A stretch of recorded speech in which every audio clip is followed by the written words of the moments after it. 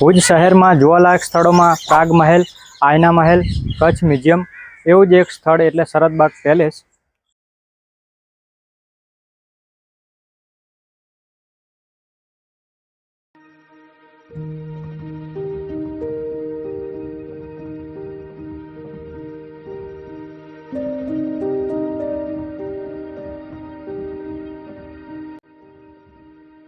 Sharadbaug palace મહેલ મહારાવ દેસડજી બીજાએ બંધાવેલ, જે કચ્છના અંતિમ રાજવી મદનસિંહજીનું નિવાસસ્થાન હતું, જેમનું અવસાન ઈસવીસન 1991માં થયેલ હતું.